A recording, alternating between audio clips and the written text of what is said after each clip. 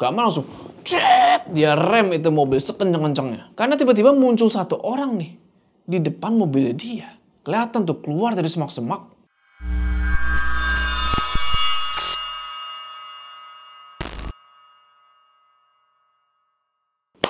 Assalamualaikum teman-teman, balik lagi sama gua.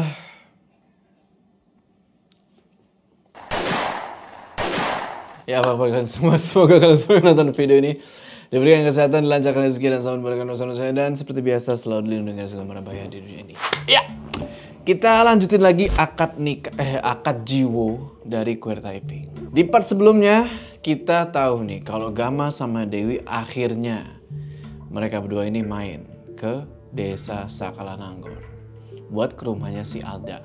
Karena si Alda ini kondisinya makin mengkhawatirkan dari pesan-pesan yang dikirimin sama Kang Ito. Dan pas Gama sama Dewi sampai di rumahnya Alda itu yang ada di desa Sakalananggor, mereka langsung disambut sama ibunya Alda, Bu Rohma. Dimana Bu Rohma ini agak mencurigakan, bisa dibilang. Tentunya Bu Rohma nggak sendirian di rumah itu. Ada pembantunya namanya Bi Jenab, dan ada satu orang yang waktu itu nyamperin Gama ke sekolah, si botak itu. Si botak itu yang ternyata namanya adalah Sobar. Gama terus ngeliat tuh keadaannya si Alda kan. Dia tempelin tuh batu mustika dari Ki Dudui. Tempelin ke telapak kakinya. Di situ Alda langsung bereaksi. Kayak langsung bergerak-gerak gitu. Padahal sebelumnya ini Alda nggak sadarin diri sama sekali. Dan terakhir pas Gama lagi nempelin batu mustika itu ke kakinya si Alda, tiba-tiba Dewi diajak nih ke ruang tamu sama Bu Rohma. Pas diajak itu nggak tahu Dewi ini diapain sama Bu Rohma, tapi tiba-tiba Dewi teriak. Nah jadi pertanyaan, ada apa sebenarnya? Tonton video ini terus. Udah, kita nggak usah lama-lama lagi. Udah siap? Mode horor aktif.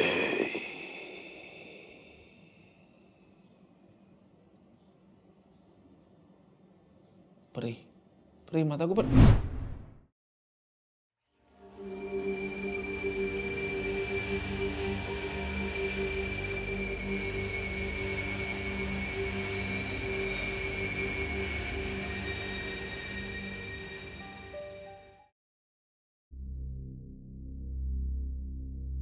Gama!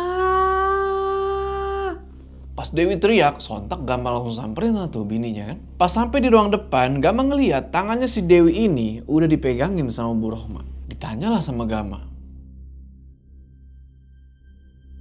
Wi, kenapa? Kaget aku ini.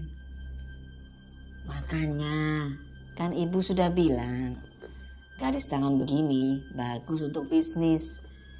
Tapi untuk punya keturunan, susah. Ada udah cerita banyak loh soal keluarga kamu, Wi, sama ibu. Kaget aja Gam, tiba-tiba panas, makanya aku teriak. Lagian, ada-ada aja kamu ini. Gama terus merhatiin sekitaran tuh. Gak lama Bi Jenab sama si Sobar masuk tuh ke kamarnya Alda. Disusul juga sama Kang Ito yang ngedeket nih ke Gama. Bu Rohma terus ngejelasin lagi. Tadi di belakang, Bi Jenab sudah menyiapkan buat Pak Gama. Kalau Pak Gama mau maghriban di sini, siapa tahu sebentar lagi Alda sadar. Udah dibawa kemana-mana itu Pak, tapi susah banget sembuhnya. Mungkin nanti aja berkunjung lagi ke sini Bu. Lagian besok Gama masih ngajar. Iya Wi, gak apa-apa. Siapa tahu udah dilihat sama Pak Gama. Bisa ngebantu Alda sembuh. Ibu juga tahu kok soal itu. Bu Rohma tuh ngomong kayak pakai nada yang agak ngeremehin gitu lah. Ngeremehin si Gama. Cuma si Gama coba buat nggak terlalu terpengaruh sama itu. Apalagi kondisi sekarang lagi nggak bener nih. Terus Gama jawab nih, niatnya kesini itu cuma buat silaturahmi Bu, nggak lebih.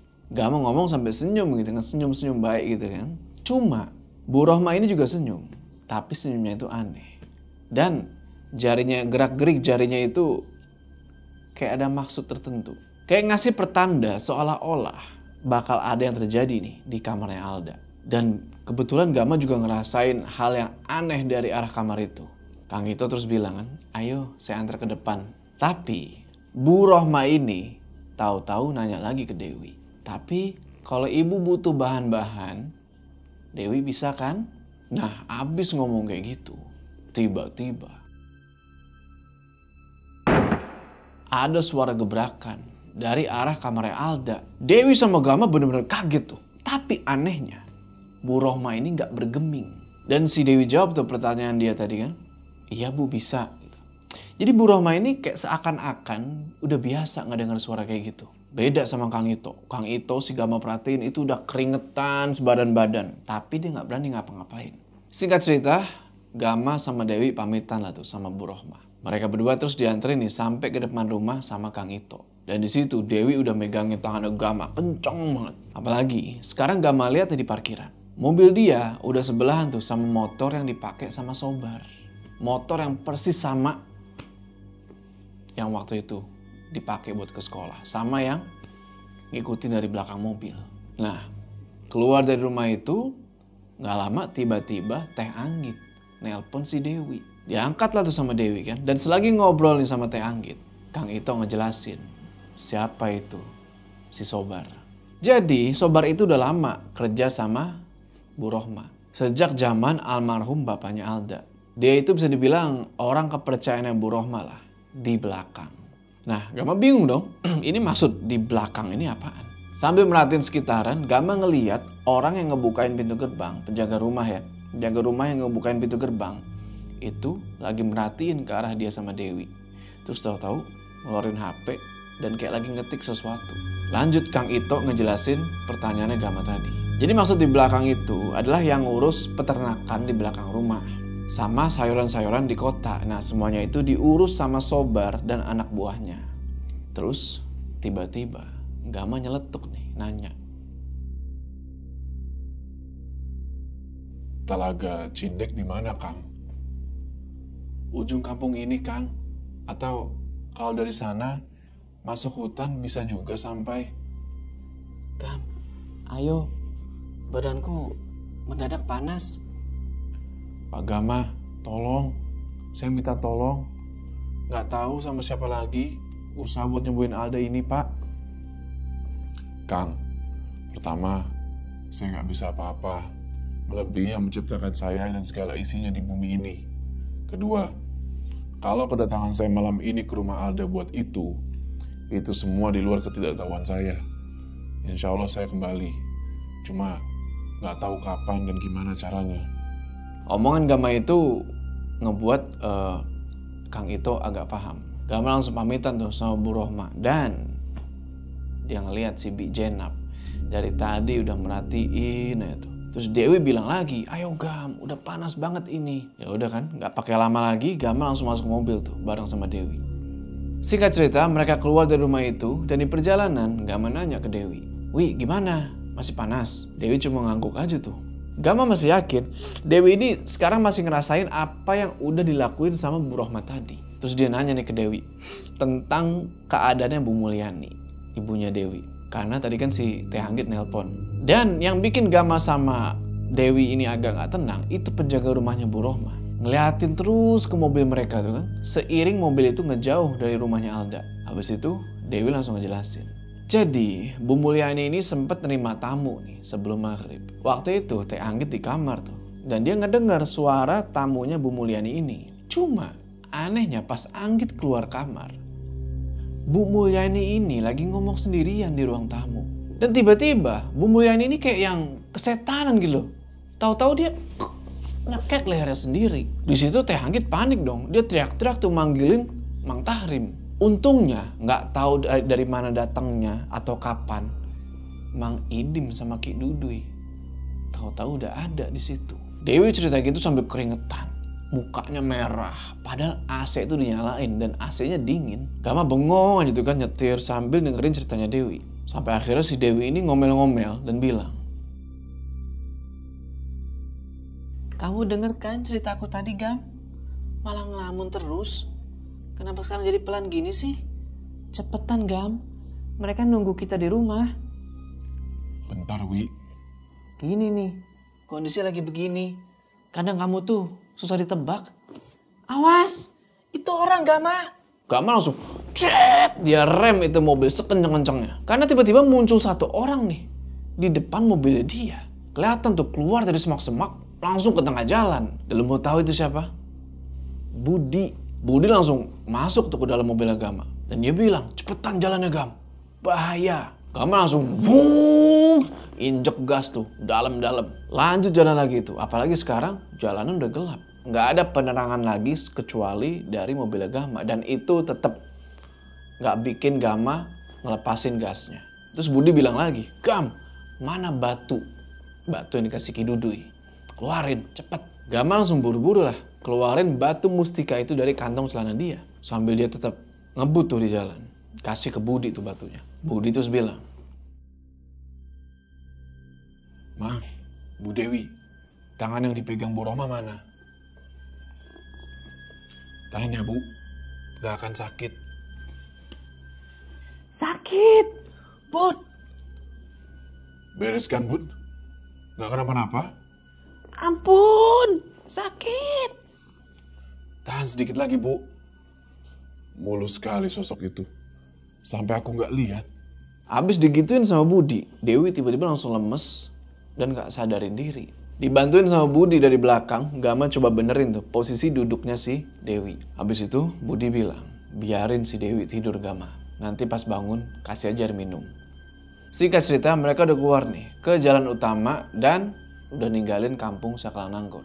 Gama turunin tuh kaca mobil kan, karena si Budi ini mulai bakar rokok. Nah disinilah terjadi percakapan antara dua manusia edan ini. Si Gama bilang, Tumbal kalian mesti kabut. Badan Alda udah ada yang ngendaliin. Jauh lebih parah, Gam. Tadi kedengeran benda jatuh keras di kamar. Aku gak mau kamu cepat ngeberesin. Kasihan Dewi dan aku masih ada di rumah itu, Bud. kalau bukan kamu yang datang, mungkin sudah mati di tangan si Sobar. Gila emang. Mustika batu dan selendang udah dimiliki ibunya Alda, Gam. Makhluk dari Awi Kolot udah tunduk sama ibunya Alda itu. 2 hari buat kamu cukup, Bud, di kampung Sakalananggur itu. Enggak, Gam. Susah sekali masuk ke lowong Awi Kolot. Dan Bud ngelihat Talaga Mait dari kampung itu. Bener kata Ki Dudui. Orang yang sudah melakukan pernikahan, tumbal sudah banyak, termasuk Alda. Yang aku tahu itu, jalanan dan medan ke tempat itu, aku udah hafal. Berarti udah jelas sekarang, Bud. Tinggal nunggu perintah Ki Dudui aja. Maaf kalau nggak sopan, Gam. Maafin saya. Sudah, Bud. Gak kerasa kita dalam perjalanan yang sama terus-terusan. Kamu siap? Gam, nyawa sekalipun, asal jalan di atas perintah kamu dan Ki Dudui, aku kasih, Gam. Pas lagi ngobrol-ngobrol gitu, tiba-tiba lagi nyetir gitu kan, Gama sama Budi ngeliat ada orang pakai motor ngebelokin motornya tuh ke arah kampung Sakalananggur. Dan Gama langsung kaget. Lu mau tahu kenapa dia kaget? Yang ngebawa motor ini, orangnya tuh persis kayak orang yang ngomong hati-hati di rumah sakit jiwa itu. Tapi Gama agak nggak yakin ini orang beneran orang itu apa bukan. Mobil terus tuh ngejauh, ninggalin kampung Sakalananggur. Tapi Gama yakin nih, suatu saat dia pasti bakal balik lagi. Karena urusan sama Alda dan ibunya ini belum selesai. Apalagi pas dia mikirin omongannya Kang Ito. Gak tau kenapa dia ngerasa Kang Ito ini orangnya jujur sama tulus. Gama terus bilang ke Budi, Bud, telepon Bang Idim. Pastiin keadaan rumah aman. Tadi ada kabar dari Bu Mulyani. Beliau kerasukan.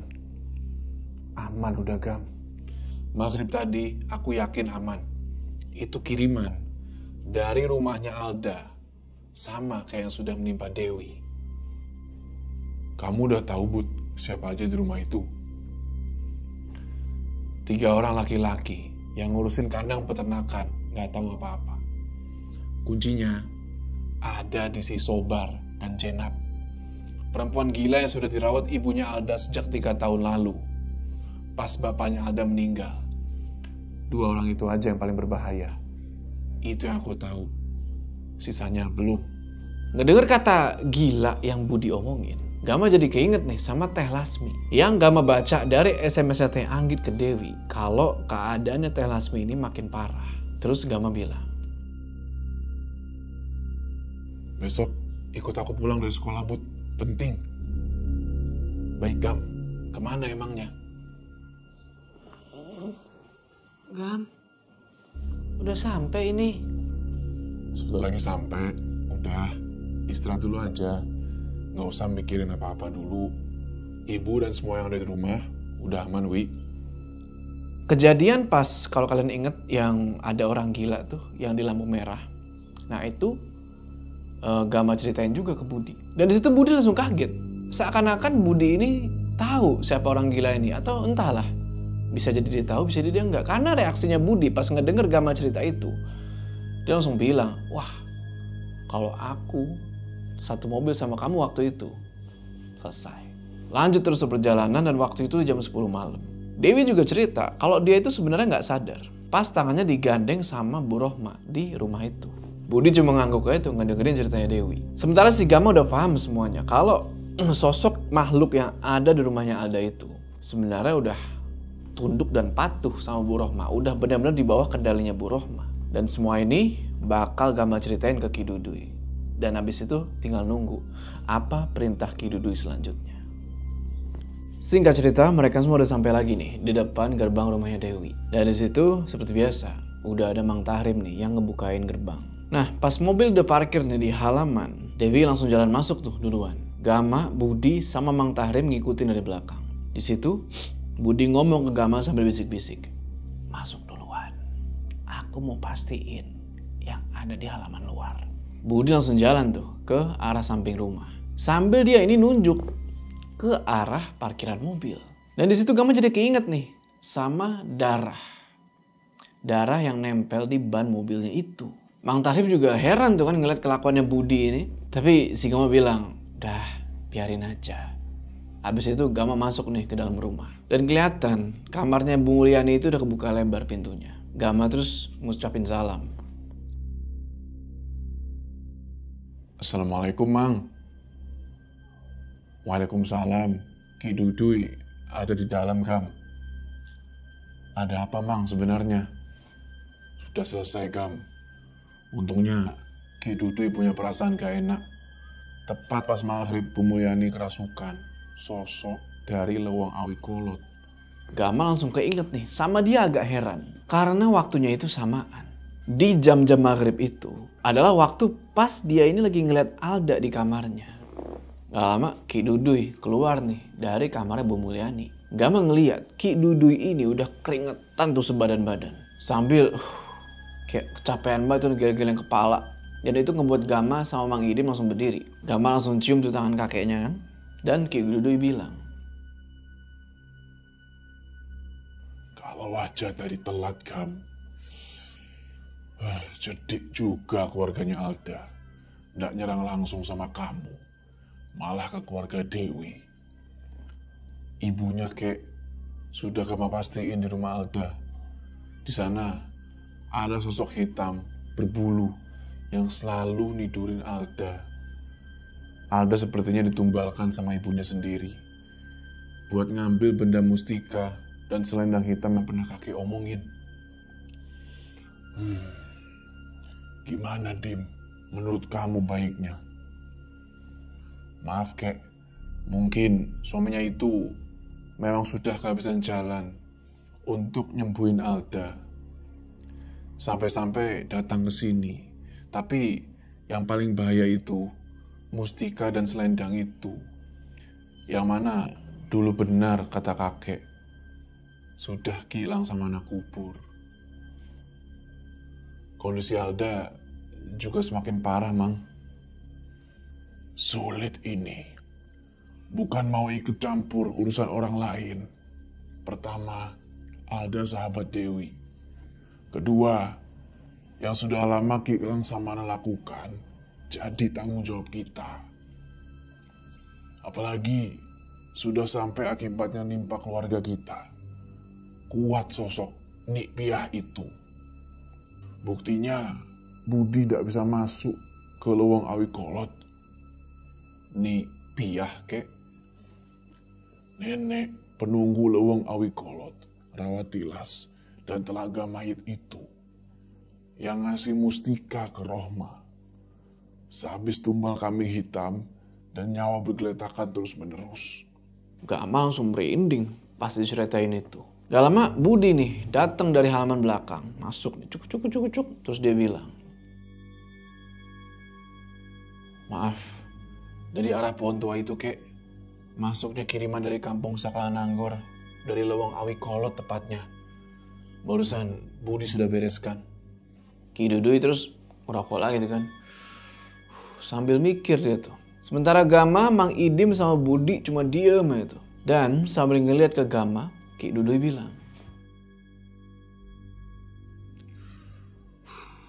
seharusnya tidak mudah buat ngubur lagi mustika dan selendang hitam itu. Pertempuran dengan Rohma bukan tujuan kita. Tapi risiko besarnya Alda harus kita selamatkan dulu. Apalagi sekarang Lasmi semakin aneh kondisinya di rumah sakit. Dan Bu Mulyani bisa kena juga. Besok atau lusa mungkin Umi Esih tidak menutup kemungkinan. Gama besok mau pastiin keadaan Teh Lasmi kek. Mau bagaimanapun dia tetap keluarga kita. Iya, datangi ke rumah sakit, Gam. Benar, mungkin Lasmi sudah melakukan dosa besar. Tapi, nggak tahu nanti di akhir. Bisa saja malah kita yang celaka. Amang dan Budi mungkin malam ini berjalan lagi di rumah kakek. Budi di sini saja, jaga-jaga. Sudah, jangan datang lagi dan maksa minta izin sama kakek untuk ke kampung Sakalananggor. Keadaannya jauh beda sekarang. Mereka di sana sudah pasti siap-siap. Paginya, pastikan juga toko dan rumahnya Umi Esih. Habis ngomong gitu, Ki Dudui berdiri. Apalagi udah semakin malam tuh. Dan si Dewi belum kelihatan lagi tuh dari kamarnya Bu Mulyani. Budi yang nggak dengar Ki Dudui ngomong itu, cuma ngangguk-ngangguk aja. Dan di situ Mang Idim bilang kalau Bu Mulyani udah mendingan. Tinggal jaga-jaga aja. Habis itu Mang Idim sama Ki Dudui langsung pamitan tuh. Gama sama Budi juga langsung nganterin mereka ke pintu depan. Di luar, Gama bilang ke Budi, Bud, jaganya di dalam aja. Di luar dingin. aku bukan buat numpang tidur, Gam. Udah, di sini aja. Nanti aku bisa masuk lewat mana aja. Pintu nggak aku kunci ya, Bud? Jangan, kunci aja. Aku bisa masuk lewat mana aja. Dan di situ, tumbenan nih. Budi ngomong sambil ngeliat ke mukanya Gama. Kan kalau kalian tahu kan biasanya Budi ini selalu nunduk. Nggak berani natap langsung ke Gama. Tapi ya Gama juga nggak aneh lagi lah.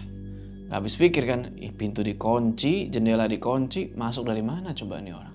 Habis nganterin Ki Dudui sama Mang Idim ke gerbang depan, Gama masuk lagi nih. Dan ngecek keadaannya Bu Mulyani, Teh Anggit, sama si Dewi. Habis ngecek gitu, Gama langsung masuk ke dalam kamar, nyimpen gelang gengge sama batu mustika itu ke dalam lemari. Gama terus inget-inget tuh apa yang udah diomongin sama Ki Dudui. Yang dia nggak habis pikir, kok kucing hitam itu nggak muncul di rumahnya Alda? Apa belum waktunya? Atau gimana? Sebenarnya Gama ini agak nyesel gitu loh. Kenapa kok nggak bisa nolongin Alda, nggak bisa bikin dia sadar? Padahal udah tinggal dikit lagi. Tapi di sisi lain, Gama agak lega nih karena dia dapat satu nama dari Ki Dudui, yaitu si Nik Piah. Nah pas lagi kayak gitu, tiba-tiba Dewi dari belakang datang terus ngomong, Gam, aku mau tidur di kamar ibu ya, bareng Teh Anggit juga. Iya Wi, nggak apa-apa. Budi lagi jaga di luar. Dan nggak usah ditanya ya, kenapa dia nggak masuk.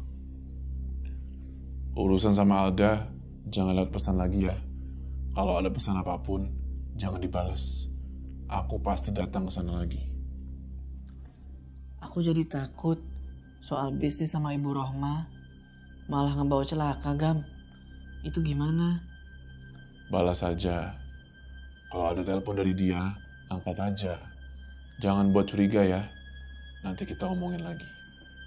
Sebelum tidur, mereka sholat jamaah dulu tuh kan. Dan Dewi sempat ngelarang si Gama juga tuh buat nyiapin perlengkapan sekolah malam-malam kayak gitu. Karena dia ngeliat si Gama ini udah lemes. Besok pagi aja nyiapinnya.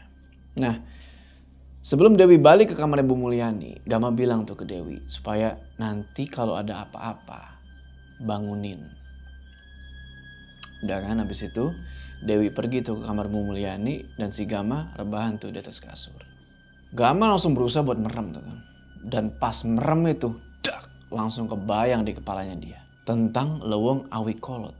Yang Budi aja, yang asal dari hutan gitu ya, dari Leweng Sasar. Dia ini gak bisa masuk ke situ. Termasuk juga dia kebayang sama Rawatilas dan Talaga Cindek atau Talaga Mayit. Kebayang terus tuh kan sambil terus Gama ini zikir. Sama ngirim satu doa khusus buat Ki Langsamana. Terus kayak gitu sampai tiba-tiba ada suara. Di antara orang-orang yang datang minta pertolongan kepada kita, walaupun itu sebuah mara bahaya, harus tetap menjadi syukur. Kadang mencari pahala dalam hidup caranya beda, Gama. Leweng, Rawa, dan Talaga itu tempat saya dulu hidup. Datanglah. Buyut. Suara kakek-kakek. Udah lama Gama gak denger itu suara. Dan seiring Gama ngedenger suara itu, dia ngerasa kalau rambutnya itu kayak ada yang ngelus-ngelus kayak gini. Sampai akhirnya dia tidur. Paginya Gama dibangunin nih sama Dewi yang udah bangun duluan. Sampai-sampai Gama agak kesiangan tuh bisa dibilang bangunnya. Cuma Dewi ngasih tahu kalau Bu Mulyani udah agak mendingan dan itu ngebuat Gama jadi agak tenang. Kelar sholat, Gama jalan tuh keluar kamar. Terus dia ngeliat Dewi nih, jalan ke arah dapur. Si Dewi bilang kalau Mang Tahrim itu dia muntah-muntah terus di depan. Dan sekarang mau dibawain air hangat nih sama Dewi. Dan di pagi itu juga Bu Mulyani sama Teh Anggit, Gama liatin lagi masak tuh di dapur. Terus si Gama pergilah nih ke depan kan, ngebawain air hangat dari Dewi tadi buat Mang Tahrim. Dia ngeliat mukanya Mang Tahrim itu udah pucet banget. Sambil pakai jaket tebel dan sarung tuh. Gama tanya lah. Mang, mana Budi? Ini Amang begini gara-gara Budi, Pak. Maksudnya, sebentar. Kok gara-gara Budi? Aneh, orang nggak bisa ngomong itu. Bau bangkai dalam karung sampah di belakang rumah. Darahnya banyak. Terus bau, Pak. Terus, sekarang mana orangnya? Udah pamit pulang.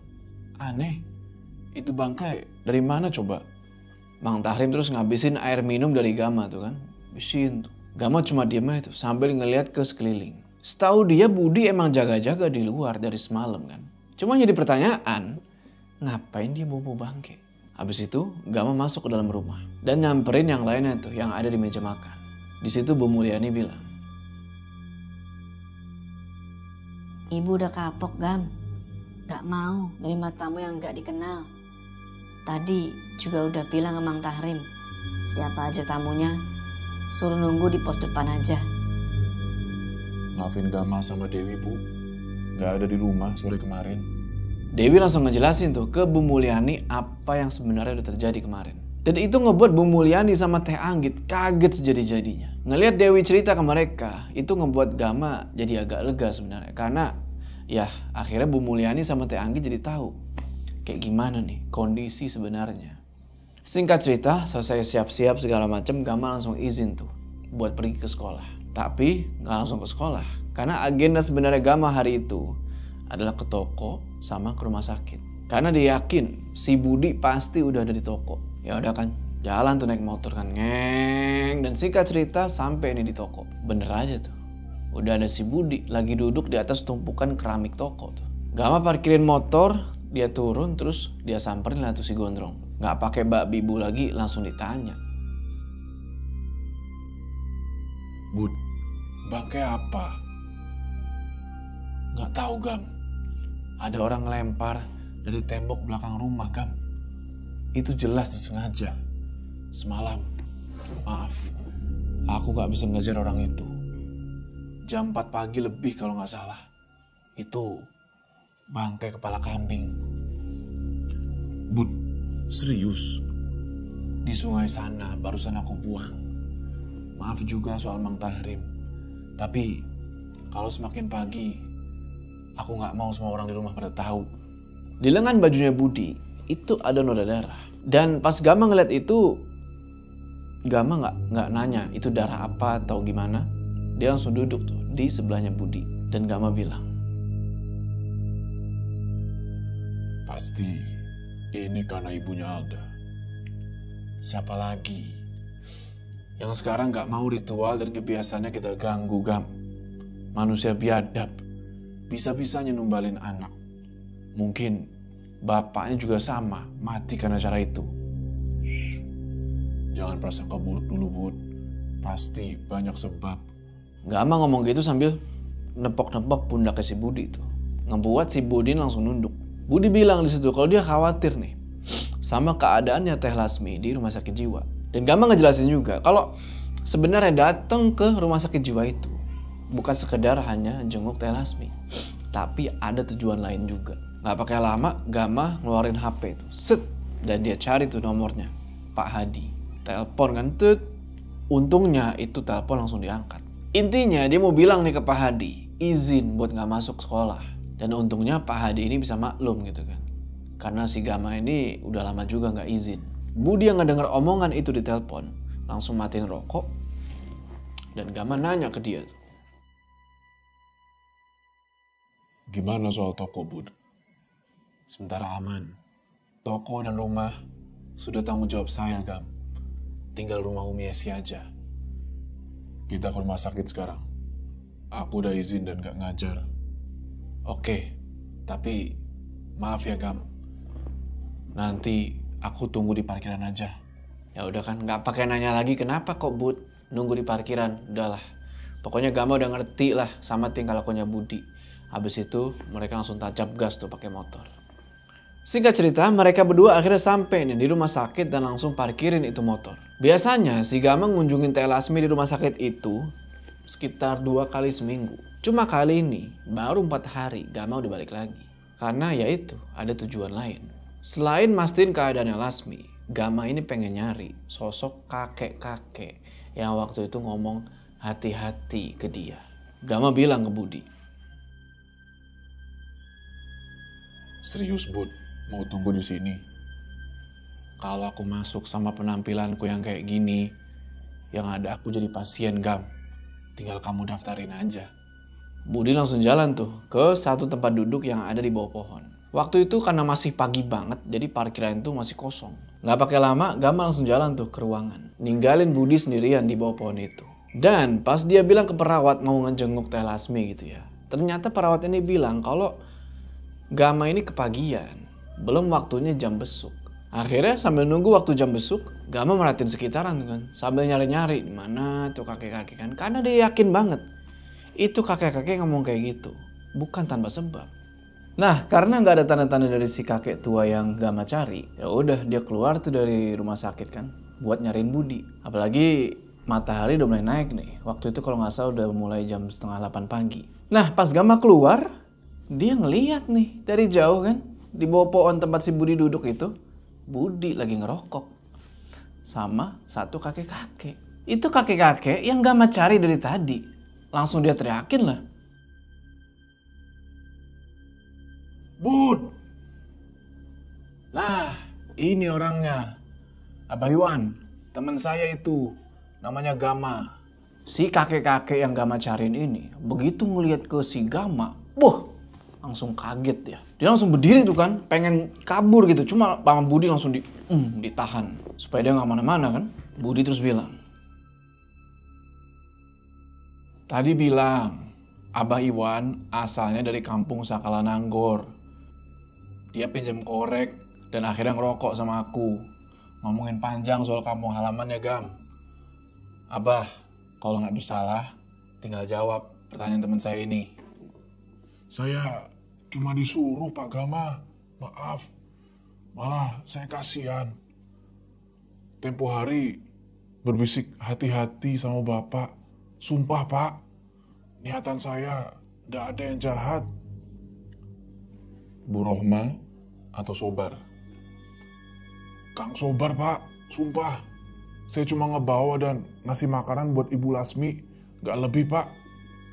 Pak, mending jujur. Selain itu, aku anggap terima kasih lah atas bisikan Bapak. Karena udah ngasih aku petanda. Tapi, katakan hal lain yang Bapak tahu juga. Malam itu, semenjak Bu Lasmi makan daging yang aku bawa, setiap malam, aku selalu didatengin sosok hitam berambut panjang. Baunya amis darah, Pak. Dan sekarang, Bu Lasmi keadaannya makin parah. Kang Sobar cuma bayar saya. Setelah itu nggak ada omongan lagi. Pantes aja. Budi ngomong gitu sambil matiin rokoknya yang dia isep itu di tangannya si Mbak Iwan tuh. Bus! Teriaklah Mbak Iwan kan. Wah! Ada beberapa orang sebenarnya yang baru datang ke rumah sakit itu. Tapi untungnya mereka-mereka itu nggak ada yang sadar. Nah, sambil meringis kesakitan gitu kan si Mbak Iwan. Aduh! Gama ngomong lagi ke dia. Selesai dari sini, apapun yang Sobar kasih buat Bu Lasmi, buang. Kalau enggak, saya akan bicara sama Sobar soal semuanya. Paham, Pak? Jangan, Pak. Jangan. Saya bakal jamin Bu Lasmi di dalam aman, Pak. Kasihan keluarga saya di kampung, Pak. Bakal dihabisi Kang Sobar, Pak. Ampun. Udah, sana masuk. Dan anggap kita nggak pernah ketemu. Cuma, kalau nanti di dalam makin kacau, Bapak yang akan saya cari di kampung Sakalananggor. Saya bawa kepala semua keluarga Bapak utuh-utuh. Budi ngomong gitu sambil buah, dipukul dikit tuh si Mbak Iwan kan. Supaya masuk nih kata-kata ke kepalanya dia. Udah tuh kan si Abah Iwan langsung lari tuh. Masuk ke dalam rumah sakit. Sambil kayak nengok-nengok ke belakang gitu. Ngeliatin ke Gama sama Budi. Kayak orang yang ketakutan. Budi terus bilang ke Gama. Orang-orang ngebuat kita susah, Gam. Kesel aku. Pagi-pagi mesti ngebuang bangkai kambing. Banyak caranya. Mau bagaimanapun, Abah Iwan bisa kita pakai nantinya. Kalau kita butuh informasi. Ternyata sedekat itu Mbah Iwan sama Sobar, Gam. Dan ini ngebuat aku kesel.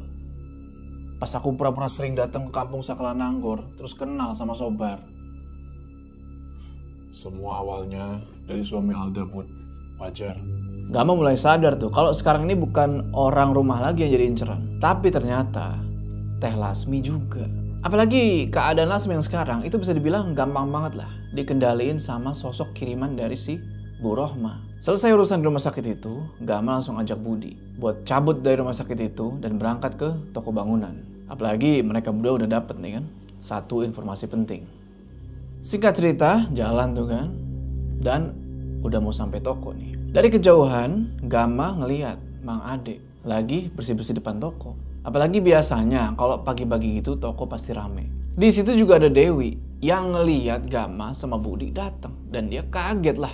Bukannya Gama sekolah tadi ya, pergi sekolah gitu kan? Kok tahu-tahu udah sama Budi. Selesai parkirin motor, Gama turun terus bilang ke Budi. Telepon Mang Indim. Aku masuk dulu. Suruh Mang Ade beliin sarapan buat kamu, Bun. Udah tuh kan, si Budi turun dari motor, terus dia jalan nih ke samping toko. Tempat biasa dia diem.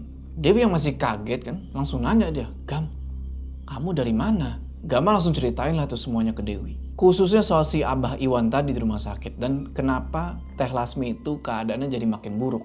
Nah, ngedenger itu, Dewi kesel lah kan. Gama terus bilang, Udah tanggung semuanya, Wi. Apalagi Alda semakin parah sejak kita datang ke rumah itu. Yang paling penting, ingat, ada istri dan keluarga kamu, Gama. Aku gak mau kejadian dulu keulang lagi. Doain aja, Wi. Semua bukan keinginan aku juga. Lagian, masalah ini datang gitu aja. Budi sempet nengok tuh kan ke Gama gini. Dari ekspresinya dia kelihatan kayak, apa ya, sedih gitu lah. Dia jadi gak tenang gitu loh. Apalagi sarapan yang udah dibeliin sama Mang Ade nih. nggak dia makan tuh, didiemin doang. Dia cuma ngerokok itu kan. Ngerokoknya tapi kayak orang gelisah gitu kayak. Habis itu Budi nyamperin Gama nih. Dia bilang kalau dia dapat info nih dari Ki Dudui. Di mana Ki Dudui ini nyuruh mereka berdua buat malam itu juga pergi ke Talaga Mayit. Karena kata beliau sama Mang Idim, sehabis kedatangan Gama ke rumahnya Alda, nah Bu Rohma and the gang gitu ya, bakal ngelakuin ritual di telaga itu buat nyerang keluarganya Gama. Kagetlah Gama denger itu kan. Belum selesai nih pikiran soal Mbah Iwan sama Teh Lasmi di rumah sakit. Sekarang dapat kabar lagi kalau bakal ada serangan. Terus Budi bilang nih, sekarang dia mau pergi. Nanti sore dia bakal jemput di rumah. Dia mau mastiin dulu nih Ki Dudui sama Mang Idim. Dan juga di situ Budi sekalian minjem motor Gama tuh. Ya udah kan Gama langsung keluarin tuh kunci motor, dia kasih ke Budi. Dan langsung aja Budi nyalain itu motor. Sarapan yang udah dibeliin Mang Ade ya jauh-jauh gitu berpuluh-puluh kilo jalan kaki. Nggak disentuh sama dia sama sekali. Nggak ada yang bercanda gak berpuluh-puluh kilo. Ya pokoknya itu makanan nggak disentuh sama sekali lah. Sampai-sampai si Mang Ade ini bingung. Ini Budi nggak doyan makanan orang apa gimana ya? Sambil tancap gas gitu kan, ngeng, si Budi teriak tuh. Makan aja Mang. Sayang, mubazir. Udah tuh kan, Gama terus masuk ke toko dan dia jelasin ke Dewi. Tujuan dia apa malam itu. Setelah dijelasin kalau nanti malam harus pergi ke Talaga Mayit, itu ngebuat Dewi agak khawatir. Cuma untungnya Gama bisa nenangin bininya itu. Singkat cerita, sampai sore nggak ada yang aneh-aneh. Toko juga aman-aman aja. Gama sama Dewi terus nutup toko dan mereka berdua pulang tuh ke rumah. Sampai di rumah, mereka langsung duduk tuh di atas kasur dan mereka ngobrol-ngobrol nih. Si Dewi bilang, "Kamu ini Gam, sejak dari toko, kelihatannya kalau nggak bengong, ya begini. Bikin tegang aku." Sebentar lagi pasti Budi bakal sampai, Wi. Jangan kasih tahu ibu ya. Dengerin aku, Wi. Kalau ada yang aneh, langsung telepon Mang Idim. Kabari apa yang terjadi. Aku nggak mau kejadian ibu dan kamu keulang 2 kali malam ini. Dulu mungkin aku belum paham kalau suami aku jadi seperti ini. Cuma sekarang pelan-pelan aku paham dan tahu resikonya. Apalagi cerita Umi Esih yang jadi anak Ki Dudui. Aku tahu gimana rasanya. Pulang ya Gam. Kata-kata pulang dari Dewi ini jujur aja itu ngebuat hatinya Gama jadi agak bergetar. Dan mau gak mau dia harus selesaiin masalah ini. Apalagi Bu Rohma pasti gak bakal tinggal diem. Gak lama dari belakang ada suara nih yang manggil si Gama. Ternyata itu adalah Teh Anggit. Dan dia bilang kalau Mang Tahrim itu udah manggil-manggil di depan. Bu Mulyani juga sempet nanya tuh ke Gama. Kemana kok sore-sore pakai jaket tebel kayak gitu? Tapi si Gama cuma bilang, doain aja Bu, sambil nyium tangan tuh. Keluar rumah, sekarang giliran Mang Tahrim nih, yang keheranan ngelihat Gama. Dia bilang, Budi bawa alat pancing, bareng tasnya lengkap. Sekarang Bapak penampilannya kayak gitu. Mau pada mancing, Pak? Di situ Dewi cium tangan ke Gama kan, ngedoain suaminya itu supaya pulang dengan selamat. Dan bener aja, si Budi udah kelihatan tuh sambil gendong tas pancing. Tau gak sih lu tas pancingan Jut? Yang panjang itu Jut? Iya ya, tas pancingan itu. Dan sebenarnya Gama juga agak bingung ini kenapa kok si Budi kayak gini penampilan. Nah ini emang beneran mau mancing apa gimana? Apalagi dia ini pakai topi bundar gitu loh. Tahu kan lu topi-topi yang biar nggak kena matahari itu khas orang mau mancing. Dan si Budi ini masih pakai motor yang sama kayak yang dia bawa tadi pagi. Ya udah Gama deketin lah tuh si Budi kan. Dan Budi ini bilang, udah biar aku aja yang bawa motor Gam. Dari jauh Dewi cuma berdiri aja sambil geleng-geleng, ini orang berdua kenapa ya gitu. Mungkin si Dewi aja heran gitu loh ngelihat tingkah suaminya sama temennya ini. Yang satu pakai jaket tebel, yang satu lagi udah siap kayak orang mau mancing. Udahlah, singkat cerita mereka berdua langsung tancap gas tuh. Dan di perjalanan Gama bilang, Bud, kok segala bawa alat pancing gini? Kakek kamu Gam yang nyuruh. Ini minjem dari Darman di kampungnya Ki Dudui. Soalnya kita bakal jalan masuk ke Talaga Mayit, bukan dari jalan kampung Sakalananggor. Jalan seberangnya yang biasa dipakai sama pemancing yang lain. oh jadi maksudnya mereka mau membaur gitu. Mau nyamar jadi pemancing biar nggak dicurigain. Nah, hari nggak terasa udah semakin sore. Gama sama Budi jalan tuh kan, ngelewatin jalanan kota. Dan Gama ngerasa nih kalau Budi ngambil jalan yang beda. Belum pernah sama sekali Gama lewatin. Beberapa kali Gama mastiin tuh, gelang gengge sama batu mustikanya masih ada di kantong, nggak jatuh atau apa. Pas dicek, ternyata masih ada. Termasuk juga HP kan buat ngabarin dan juga pancingan itu. Singkat cerita, perjalanan lancar aja tuh. Sekitar 2 jam perjalanan, sampailah mereka di sebuah hutan. Cuma di hutan ini bukan yang hutan banget gitu ya. Masih ada beberapa rumah warga lah. Mereka juga masih papasan sama pengendara lain. Yang Gama lihat dari pengendara-pengendara lain itu, mereka juga bawa alat pancing. Berarti mungkin mereka-mereka ini dari telaga. Gama nanya ke Budi. Bud, ini jalan buat ke dermaga. Iya, tepatnya dermaga lah kadarnya Gam. Cuma biasanya para pemancing yang mau ke Rawatilas lewat jalan ini yang ujungnya Telaga Mayit. Dan nanti kita naik perahu. Bener aja, gak lama mereka lanjut jalan. Mereka ngeliat nih, telaga gede banget. Dan Gama ngeliat juga tuh, ada beberapa orang yang mau naik ke atas perahu. Budi terus bilang, itu Gam. Dari mana arah Rawatilas dan Lewang Awi Kolot, Bud? Belum tahu Gam, nanti aja. Mereka langsung parkirin tuh motor di tempat penitipan. Dan Budi langsung ngambil tas pancing yang dibawa sama Gama tuh. Dalam hati, Gama bilang, Assalamualaikum. Pas masuk ke wilayah itu. Mereka berdua terus jalan ngedeket nih ke salah satu orang yang dari tadi ngelambain tangan tuh di deket perahu. Dan pas ngedeket, bapak-bapak tua yang di deket satu perahu ini bilang, Wah, saya paham betul tujuannya kalau siap mancing begini. Rawatilas ya? Darman Pak, saya dari kampung yang sama kayak beliau. Oh, pantesan. Juragan Rakit. Udah, saya hafal betul. Tapi udah lama nggak lihat Kang Darman itu. Udah, ayo naik. Udah tuh kan, Gama sama Budi naik ke atas perahu. Waktu itu udah masuk waktu surup nih, udah mau maghrib. Cahaya udah gelap. Pemandangan telaga yang harusnya bisa dinikmatin sama mereka, ya udah nggak bisa. Nah, si bapak tua itu sambil ngejalanin perahunya, dia nanya, baru ya pada mancing ke sini? Baru lihat soalnya. Gama cuma senyumin aja tuh kan, biar si bapak ini nggak curiga.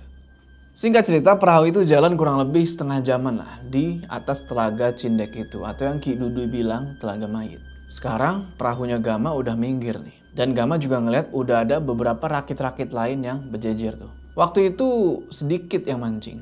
Pas udah sampai di pinggir, si bapak itu bilang, Udah jarang sebenarnya orang yang mancing malam. Semenjak banyak yang aneh di Rawatilas sana. Tapi kalian berdua nggak terlalu cemas pastinya. Emang kenapa, Pak? Susah, Pak, jelasinnya. Nanti malah jadi takut lagi. Udah, nikmatin aja mancingnya. Tuh, lihat. Gampang kalau mau dapet ikan di sini. bapak itu ngomong sambil nunggu orang-orang yang pada mau naik ke perahunya dia nih, mau jalan pulang gitu kan. Nah, anehnya orang-orang yang mau naik ke perahu ini, mereka pas ngeliat Gama sama Budi, itu kayak yang kaget sama kayak geleng-geleng kepala, nggak tahu kenapa. Mungkin karena Budi ini sama Gama mau mancing malam-malam. Si bapak perahu yang nganterin Gama sama Budi itu terus ngasih nomor HP ini. Supaya nanti kalau mau pulang bisa dijemput lagi. Udah tuh, abis turun dari perahu itu, Gama sama Budi jalan ke arah aliran sungai. Dan si Gama bilang, Bud, itu Rawatilas. Gam, bahaya. Udah ada yang ngeliatin kita dari atas sana. Ayo, Bud, ikut aku. Bener aja, samar-samar, ini kan jadi telaga nih. Jadi agak naik gini kan. Nah, dari atas itu, di antara pohon-pohon itu, samar-samar Gama sama Budi ngeliat kayak ada orang. Udah tuh, mereka berdua langsung lari kan, masuk ke dalam hutan. Hari udah gelap. Mereka berdua terus jalan dan Gama yakin betul kalau ini adalah jalan buat ke Lewang Awi Kolot. Karena Gama ngedenger ada suara gesekan pohon-pohon bambu. Dan Gama baru sadar juga kalau di salah satu rakit yang berjejer tadi tuh, itu ada si Meong Hideng lagi dikasih makan. Gama terus tuh jalankan pelan-pelan sambil masih diikutin Budi tuh yang merhatiin ke sekitaran. Mereka nanjak terus tuh ke arah lewang atau hutan dan si Budi nanya, Masih jauh, Gam. Di atas sana, kita diam. Supaya kita bisa lihat jelas ke rawa dan telaga. Oke, belum terlambat. Pas mereka sampai di lokasi yang dimaksud Gama, dek, pemandangan telaga yang di bawah tuh kelihatan banget. Mereka berdua ini duduk di antara pohon-pohon gede. Jadi di situ posisi mereka berdua ini bisa dibilang agak tersamarkan, apalagi dari orang yang mencurigakan tadi. Di situ Gama bilang, Bud, dengar. Jangan ke arah belakang. Itu lubang awi kolot.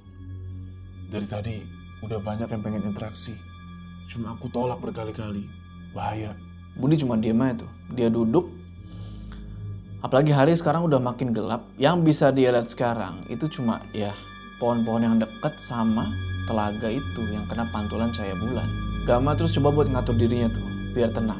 Apalagi dari arah telaga sama rawa tilas yang gelap itu. Dia ngerasa kayak udah banyak banget mata yang merhatiin mereka berdua. Gak lama kemudian, tiba-tiba ada SMS nih masuk ke HP-nya Gama. Ternyata itu dari Dewi yang isinya kurang lebih kayak gini. Gama, ini Ki Duduy sama Mang Idim datang ke rumah lagi. Ngopi bareng Mang Tahrim. Gama langsung bilang ke Budi soal itu kan. Dan Budi cuma ngangguk aja. Waktu itu udah setengah jam lewat waktu maghrib lah. Gama terus nanya lagi ke Budi. Dari belakang sini harusnya kampung usaha Nanggol kan, Bud? Iya. Lawang awi kolot, terus kampung itu. Dan percaya atau enggak, Gam? Belakang lawang ini itu sejajar lurus sama kandang peternakannya Rohma. Udah kira-kira hampir sejam tuh. Gama sama Budi cuma diem aja itu kan di posisi yang sama sambil merhatiin ke sekeliling. Sambil Gama terus zikir terus-terusan kan. Coba buat minta perlindungan. Di situ Gama bilang ke Budi, yang pada intinya dia nekenin nih. Bud, dengar. Jangan ada nyawa yang melayang di tangan kamu. Paham? Maaf Gam, Nggak jamin. Apalagi siapa aja berani nyentuh kamu. mendadak angin berembus kencang tuh kan. Dan suara-suara gesekan pohon bambu itu kedengeran jelas di kuping mereka. Apalagi dilihat dari atas itu udah nggak ada tuh satu orang sama sekali yang mancing. Sempet hening sebentar tuh. Sampai tiba-tiba si Budi ngejatuhin pelan-pelan tas pancingnya ke atas tanah. Terus dia tengkurap. Dia bilang tuh ke Gama kan sambil bisik-bisik. Otomatis Gama juga ikutan tengkurap. Gam. Bud, berapa orang? Cepet pastiin. 3 orang. Mungkin susah. Bukan cuma langkah manusia. Ada kambingnya. Jangan dulu, Bud. Nah dari arah suara itu Gama ngeliat jelas ada 3 orang emang. Dan tapi setiap orang-orang ini ngebawa 3 kambing. Mereka ini turun ke deket rawa tilas. Mungkin mereka ini mau ke telaga. Gama bilang kalau udah begitu berarti ritualnya ini udah mau dimulai. Seharusnya gak lama lagi Bu Rohma ini bakal ada. Gak lama bener perkiraan Gama. Pas orang-orang itu sampai di pinggir telaga, itu kambing-kambing dilempar ke dalam telaga itu. Nah pas lagi merhatiin kayak gitu kan, tiba-tiba Gama ngedenger lagi nih, ada satu langkah kaki, cuma yang ini kecil. Kayak cek, cek, cek, dari samping dia. Pas dia nengok begini, ternyata itu si Meong Hideng. Budi masih diem itu kan merhatiin situasi. Suara berisik-berisik kambing itu sama suara kambing yang dilempar itu kedengeran jelas. Nah abis ngelempar kambing-kambing itu, 3 orang tadi itu langsung balik naik lagi. Gak pakai lama, itu kambing-kambing yang udah dilempar ke telaga itu kayak ada yang narik. Dan airnya itu jadi gak tenang gitu. Terus tiba-tiba ada lagi suara langkah kaki. Tapi bukan suara langkah kaki yang orang 3 tadi. Budi langsung ngasih kode nih. Dan Gama gak denger jelas suara langkah kaki ini beda. Sekarang yang Gama denger itu ada 2. Suara langkah kaki orang yang 3 tadi sama satu langkah yang baru ini. Yang lagi ngarah ke Gama sama Budi. Yang lagi tengkurap. Di situ Gama sempat ngelirik begini kan. Ternyata yang dia lihat itu Alda lagi jalan sama ibunya, Bu Rohma sama Sobar. Juga sama 2 orang lain itu yang gak tahu siapa. Dan ada satu sosok lagi yang Gama baru lihat. Ada juga nenek-nenek tua yang udah berdiri di dekat air rawa tilas. Kayak yang udah nungguin si Alda sama Bu Rohma ini. Lagi fokus merhatiin nenek-nenek itu kan buat mastiin apakah nenek ini yang dibilang sama Ki Dudui atau bukan kan. Fokus merhatiin gitu, tiba-tiba dari belakang itu ada yang ngomong.